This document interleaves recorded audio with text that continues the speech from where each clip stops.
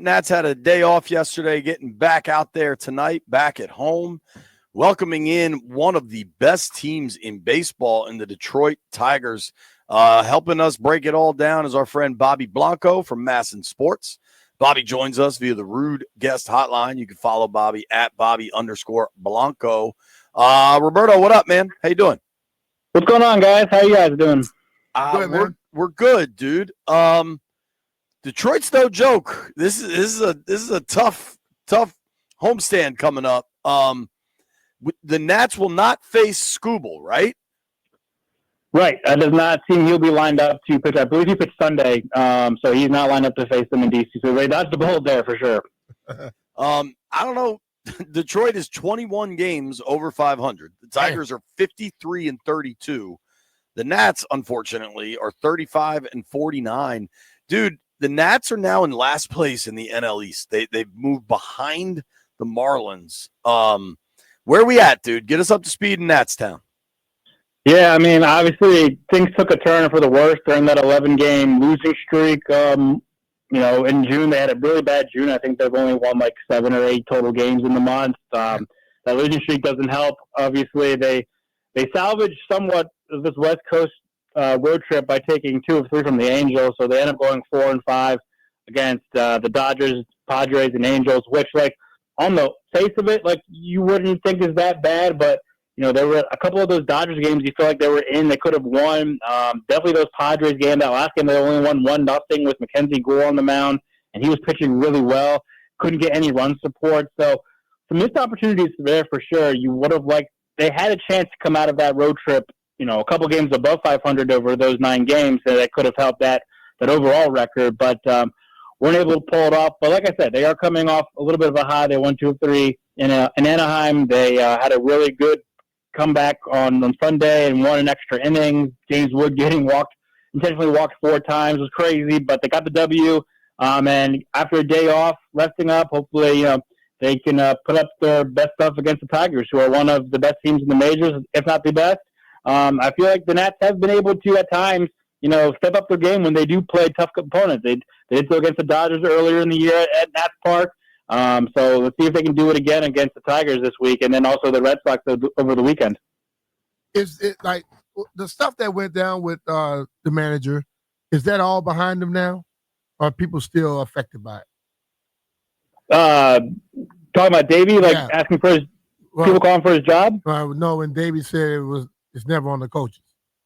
Oh yeah, I think that's kind of blown over. I mean, the losing streak ending obviously helped there. I didn't really get a sense that was a major issue in the clubhouse. I know some players weren't thrilled about what he said, but I think that the Nationals, Davey included, and Mike Rizzo, clarified what he meant. It was a moment of frustration for him. He didn't mean it, which was rare. We never really see that from Davey, but when you're losing as much as you have, it can be frustrating. But I get a sense that that's well in the past right now. No one in the clubhouse is really thinking about it or talking about it too much. So they may have put that behind them. Dude, what is going on? So Gore pitches Wednesday afternoon in San Diego and throws a gem, and they can't get a single hit. And then Friday night, they drop 15 on the Angels. Like, what is it? It seems like specifically the bats go cold every time Gore's on the bump. Yeah, it's just one of those weird things, and that's why you can't put a lot of stock into pitcher records. I mean, I think he's only like 3-9 this year, but he leads the majors in strikeouts. He's got one of the best ERAs for a starting pitcher in the National League. Should be an all-star, and he pitched really well against a really tough lineup, and came out as a loser, which is not necessarily fair. And I think back to those years. I think there was one year when Max was here, and I think it was one of his Cy Young years. He only won like 11 games. And, you're thinking, how are you winning a Cy Young when you only won 11 games? Well, he had an ERA under 3. He had a whip under barely around 1,000. He struck out, almost 250. So Jacob deGrom did the same thing with the Mets. I think the 1 year he won a Cy Young, he only won 7 games. But his other metrics were just unbelievable. And so you can't put too much stock in starting pitching. I know it's frustrating for McKenzie, but I think for the rest of the team, too, I think the bats know that they can't put up that kind of effort when their best pitcher's on the mound, because he gives them a chance to win every 5 days. I did want to ask a little All-Star game talk. I saw, is today 1 year since they called up James Wood? Yes, yesterday, 1 year ago, he made his debut on July 1st last year at Nationals Park. That's crazy. Right. I mean, against the Mets. What do you think is like the most impressive part of covering James Wood now for a year? That's a great question. I think for me, just being around him on a daily basis is that, and I've said this to a couple people too, like I don't get, his stardom is just on an unreal trajectory right now. Like it's just shooting up. Like even if he's not elected to this All-Star game, the league is going to find a way to put him there. Like they just have to. He is one of their budding stars. But for James, he is just the same dude every single day. And like I know that's cliche to say, but JP and BMitch, I feel like you probably feel the same way about like Jaden Daniels when you cover the Commanders. Mm-hmm. Like he's just like, he's this guy that is now becoming the face of this franchise, this league, but he is just the same laid back dude every single day. I mean, I know it's tough for him on the road because especially like places like LA, New York, you get a lot of that market media coming to talk to you. Of course, a lot of people in San Diego wanted to talk to him and CJ coming over from the trade. But he's just like that same kind of laid back dude, just chilling, going about his business, hanging out with his teammates. You know, he's chilling at his locker. You don't have to go up and talk to him for an interview. You can just go chat about whatever's going on. And, you know, him and I being local dudes is kind of fun to talk about what's going on locally. He obviously started his high school career at St. John's. I went to Gonzaga, so he's got that little rivalry back and forth. But wow. I think it's been like just very impressive how the stardom has not really faced him at all, and he continues to just do his thing, getting intentionally walked 4 times on Sunday. The first player to do that since Barry Bonds in 2004. And he's just like shrugging it off and like, all right, I'm just going to go run the bases and score and help my team win. So he's the same man. He's the same guy every single day, which is really impressive. Have you allowed yourself any time to look at him and what he's doing and look at some guys who come before him and say, you know what? He's on this trajectory? Yeah, because, so I think over the weekend, it might have been Sunday exactly, but he played his 162nd game. So that's the equivalent of a full major league season. And he hit the exact same amount of home runs that Bryce Harper and Juan Soto did over their first 162 in a Nationals uniform. And those two guys are superstars. And those two guys are MVP caliber players. Bryce has won 2 MVPs. Those two guys, Juan has a World Series ring. And, look at the money that they command. Like, those guys are faces of this sport. And James Wood has done just as well as them, and in some cases better than them over his first 162 games in a Nationals uniform. So it's very easy to make those side-by-side comparisons to some of the 2 best Nationals players we've ever seen, while he's still, 22 years old and only in his not even second full season, because he only made his debut a year ago. So this is really his first full year in the majors, which is just crazy. Definitely crazy. Talking with our friend Bobby Blanco here from MASN Sports via the Rude Guest Hotline. Bobby, I saw there's some minor league news for Nats minor leaguers getting into the futures game. Get us up to speed on the 2 guys that got named there and kind of what their future is. Yeah, so the main guy is Travis Sikora, who I actually just interviewed for our podcast at MASN District Chat. You can catch that wherever you get your pods. He was great, but he's their top prospect. He's a top prospect in all of baseball. He's been one of the fastest rising prospects over the past year plus that we've seen in the sport. He just got promoted last week to AA Harrisburg. He's only 20. He just turned 21 years old. He was drafted in the 3rd round the same year of Dylan Cruz out of high school, and he was one of the top prep arms in that draft. Definitely out of the state of Texas. They signed him away from his commitment to Texas, and he has just been completely dominant. So he was one that got elected to the futures game. He had a so-so debut at AA on Sunday, but some of the underlying numbers look better. He struck out 6. He walked 5, which he was not happy about. He definitely has some Max Scherzer vibes on his start days. He's just a very intense guy and laser focused, but he's very cool and easy to talk to, when he's not focusing in on his starts. And then Marquise Grissom Jr. is the other pitcher. He's a reliever at Rochester. He split time between Harrisburg and Rochester this year. He's just a good story for this franchise because, looking back, like the futures game, everyone gets a couple of prospects in, and for the longest time now, the Nationals have been a lot of outfielders, infielders. Brady House last year. This team used to be stacked with pitching prospects, and they haven't been in recent years. So these are the two pitchers that are going to pitch in this game, hopefully, since Kate Cavalli did in like 21. So that's a good sign for this farm system that they're getting some good pitcher recognition across the country. I assume, is that Marquise Grissom that used to play for the Braves? Is that his son? Yes, and I think his dad is actually going to be coaching the other team that he's going to be pitching against, which is pretty cool. That's crazy. What is the timeline for those guys, like big leagues wise? So Grissom he's like I said, he's already at AAA. He's been pitching mostly as a reliever.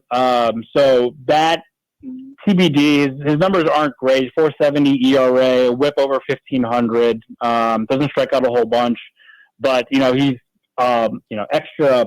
I guess arms you have, depth you have at the minor league level at AAA if you absolutely need it. But Sikora, I know they're promoting this guy quickly. He only made 6 starts at high A before getting bumped up to AA this year. So they're not afraid to promote him, but this guy is going to be like the next, big piece of this rotation. They are looking forward to him being like the number 2 starter behind Mackenzie Gore for years to come. I mean, he's that good. So you're probably not going to see him at the major leagues this year. He'll maybe get up to AAA. Would he have a chance coming out of spring next year? Probably, I would imagine he would at least get a spring invite next year. And depending on how he does, if he gets promoted to Rochester, the thing is, he's not one of those guys that they're going to bring up in September as a call-up to pitch out of the bullpen just to see what he's got. They're going to keep him as a starter. Very unlike Yarden Susana and Brad Lord, where they've been starters, but they could project better as relievers. No, Travis Sikora is going to be a starter.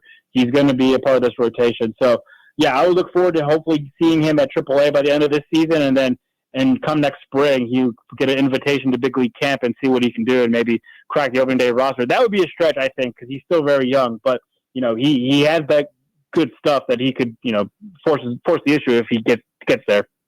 Force the issue, brother. So we're talking about, 2 prospects for the Nats in the futures game, but there's also so much talk about drafting and developing being subpar for the Nats for some time. And obviously they killed the Soto trade. I don't know who I was talking to last night, but last night somebody was yelling at me about the Scherzer trade and the Turner trade. They didn't get enough for those guys. What do you make of where the system is for the Nats? It's a great question. It's a question that, I probably wish we had more time to delve deeper into, but, I think they've done really well with trades. The Soto trade obviously being the big one. Having CJ, McKenzie, James, and at one point Robert Hassel all in the same major league field at one time is a huge win. And no matter what happens with Hassel or Susana at this point, that trade was a win for this team. So they knocked that out of the park right there. The Scherzer deal you can nitpick, but at the time I think everyone agreed that it was a pretty solid deal for the Nationals. They have had some good draft stories, like Dalen Lyle, now still at the major league level, was I think a 2nd-round pick that he's now playing at the major leagues. They've turned Cole Henry and Jackson Rutledge into reliable relief pitchers, even though they were 2nd round and a 1st-round pick, respectively. But a lot's been made of the development. They've got the opportunity to add more to this farm system. They had the number 1 pick in a couple, not this weekend, but next weekend in the draft. They can add a top prospect right there. Brady House was a former 1st-round pick. He's at the major league level playing well. So, I think you can nitpick pretty much any farm system except for a few handfuls who are either really good or really bad. But I do think that the Nationals do have some good stories on their farm right now that are making progress. Travis Sikora, we just talked about being one of them. I know he's not at the major league level yet, but he, like I said, he is one of the top and fastest rising prospects in all of the sports. So that's a good sign for this team right now. They really have to nail that pick, the number 1 overall pick in the coming weeks, coming days, to add another top prospect. But we'll see. So I don't necessarily see it as bad as everybody else does. But that's in large part because a lot of their top guys have graduated. James Woods at the major league level, Mackenzie Gorge, C.J. Abrams, Dylan Cruz when he's healthy will be back up there. So I think that's not a bad thing when you have a lot of your top young prospects already at the majors. What is the Cruz injury timeline? When's he back?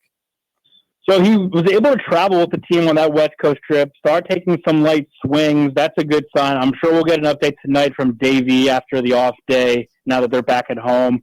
The next step for him will be taking full swings and do full baseball activity, and then probably ramp up towards a couple of rehab games before getting back in the lineup at the major league level. So, obliques are tough. It's unfortunate, but the good news was that he was able to take some light swings over this road trip. So the next step will be full swings and then more baseball activity. Hopefully, right after the All-Star break, I think will be an ideal situation for him to come back. Let's hope when he comes back, he's hitting well. Hitting well would be great. Last thing, the number one pick's coming, right? Who do you think it's going to be? For a long time, I thought it was going to be Ethan Holiday. I thought he was pretty much, no one's really a sure thing, but pretty much as close to a sure thing. You don't really draft to fill a hole in baseball draft or down the line, but he would fill a hole at either corner outfield spot, particularly first base if they decide to move over there. He's a more natural power hitter like his dad, unlike his brother Jackson with the Orioles. But, some of those college pitchers, man, had really good showings in the College World Series. Kate Henderson being one of them, the lefty from LSU. The question's going to be for Mike Rizzo and his scouting department is, what do they value more? Guy with, sure potential and a high ceiling that may take a longer time to get to the majors, or a guy that can get to the majors quickly and kind of line up with their timeline of hoping to compete within the next year or two? It's going to be interesting. I think you take the pitcher, dude, but I don't know. We'll find out. Power hitter would be great. They could use one to protect Wood and get a lot better. Yep. Bobby, thank you for the time, man. I appreciate it. Yeah, guys, anytime. Appreciate it. Have a good 4th of July weekend. You do the same, You do the brother. same, man. You do the same.